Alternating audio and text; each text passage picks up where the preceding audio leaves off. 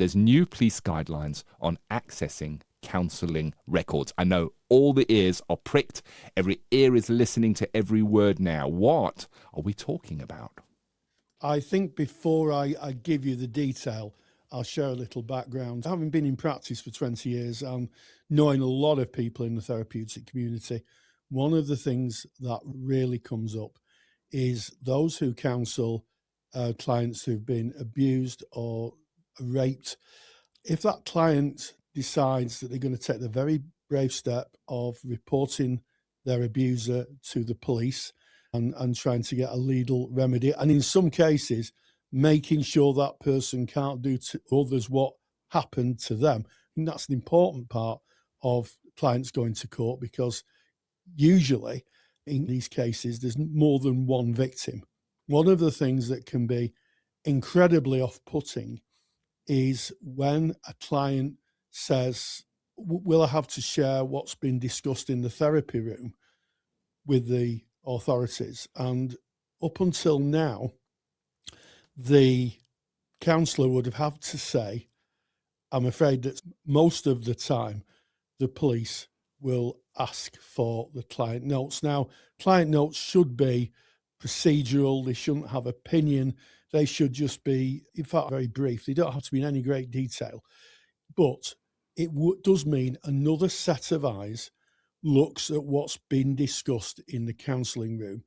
And, you know, that, as well as having to make a statement and replay the trauma of what happened to them to make a statement so that can go forward to, in England and Wales, the Crown Prosecution Service can be too much for clients, and they withdraw and they say, I just can't do it. This idea of my notes being read by a number of people, it's just too much. Now, I have to say here that I've worked with colleagues who work with victims of this particular crime, and they're brilliant. It isn't the police's fault, and it isn't the Crown Prosecution's fault. Those colleagues are doing their job. It is the procedure of asking, as a regular course of action, that we need the notes. So anytime it's ever happened with any of my clients, I've had a police officer phone and say, can you send the notes? And I've asked the client if that's okay, and the client said yes, and the notes were sent. So this change of guidance in England and Wales is a bit of a breath of fresh air. But I think we need to be very clear, Ken, on what this new guidance covers, because reading the guidance, and it is draft guidance, I think that's the other thing to consider, it's a draft. It says that the new guidance applies in England and Wales, so that would not be Scotland, Northern Ireland, or any other country in the world where people may be working, because, of course, the legal systems are different. And it is only for specific presentations or specific offences. So it's my understanding, Ken, it is for sexual abuse and rape towards women. It's this particular piece of guidance is really shaped towards. We're going to put the links into the show notes so you can deep dive into this.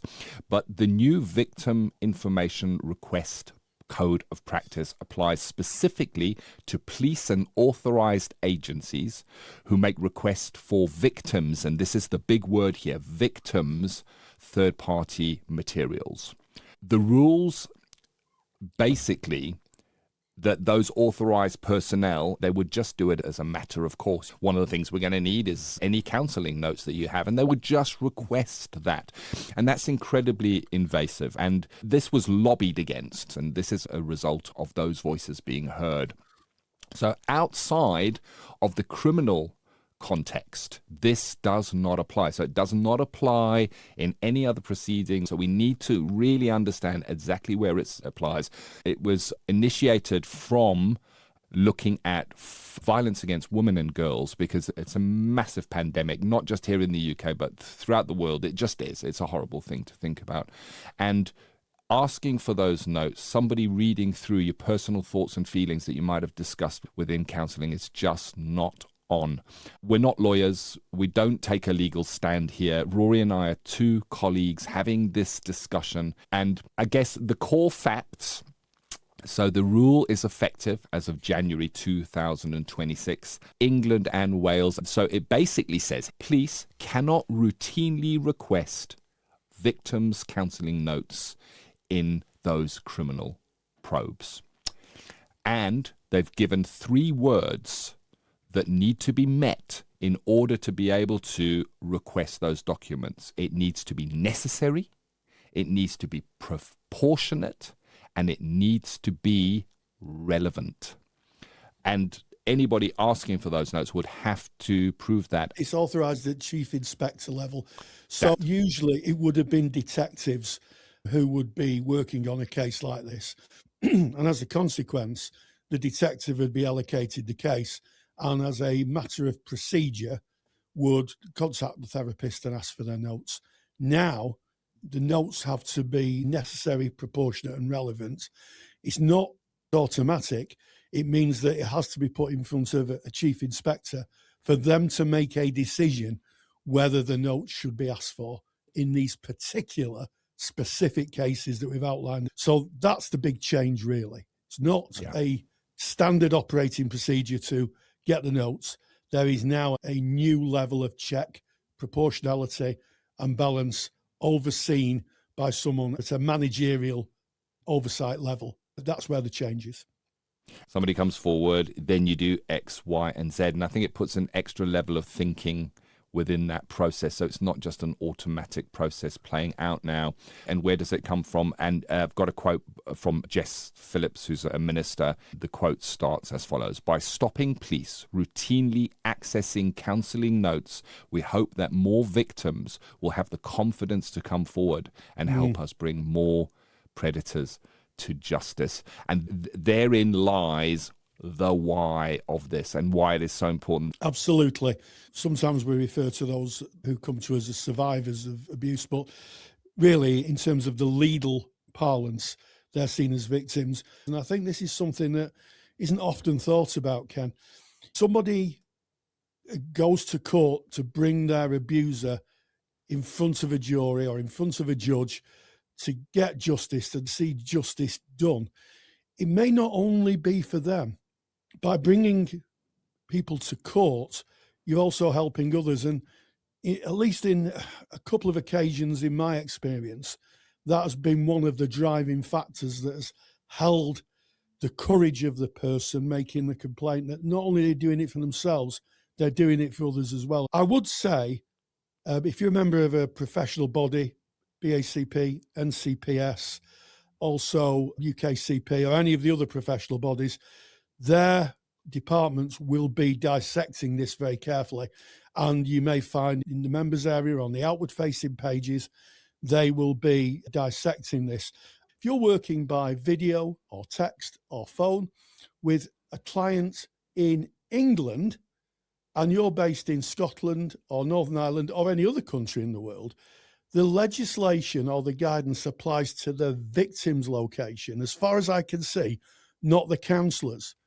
I think that's something that we need to think about. I'm delighted at the change of guidance, and anything that just brings a little bit more restorative justice and a closure to people who've been through just the worst experiences has to be welcomed. Yeah, 100%, Rory. Counselling is critical for healing trauma. And we are where trauma often comes. Any final closing thoughts, Rory? Yes, I think that this is emerging draft guidance, and almost certainly in my experience, anything that comes from government gets amended and altered. So I would say keep an eye on your professional body's announcements, contact your professional body, sign up to their mailing list, because this is the type of thing that they will be broadcasting. Their communication teams will be broadcasting that information, either within the members' areas or externally. And I think that this is going to be something that they're going to be shouting about externally, because part of an ethical body's duty is to inform the general public. And I would hope that counselling bodies will be doing press releases, will be speaking to the general public about this change, because It's the general public that need to know about it to be confident of accessing counselling.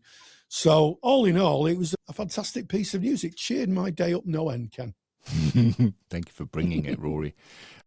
Thank you for watching. I hope you found this video valuable.